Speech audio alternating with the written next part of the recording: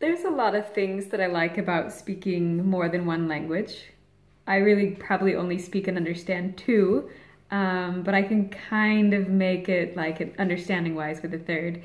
But the thing that I was reminded of this morning is one thing that I really love in life is studying the words of Jesus, being that, you know, he was kind of an extremist in perfection and all those wonderful things. I like to learn from him.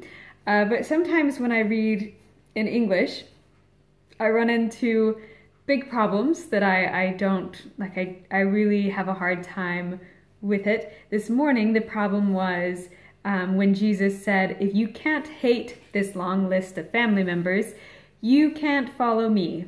And I have love and hate. I feel like those are two very opposite things.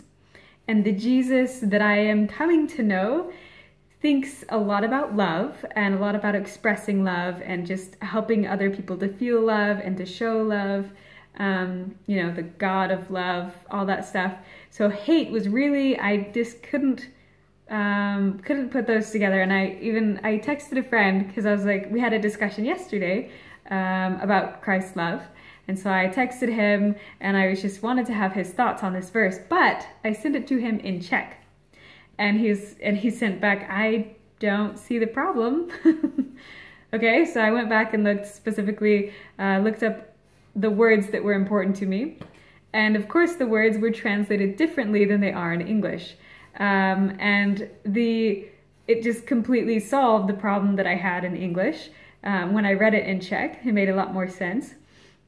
And that is if you can't disown these family members, this long list, where that to me at least makes more sense because God, the creator of all, he owns all. And when we disown, family members or disown friends, property, all that stuff, to me at least, it means that you're giving it up, you're giving it to God. Whereas hate does not have that same picture in my mind at least.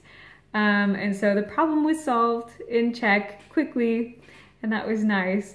But the phrase something lost in translation, sometimes it's just good to look for other translations. Now, granted, I didn't look at other translations in English, and maybe that would have helped. And there are several translations in Czech as well, so maybe that wouldn't have helped had I gone somewhere else.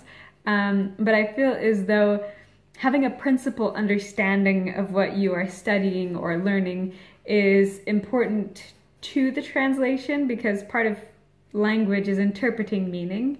So yeah, if you have things that have been lost in translation recently, even in the same language, so more so lost in interpretation, what do you do when you run into those roadblocks?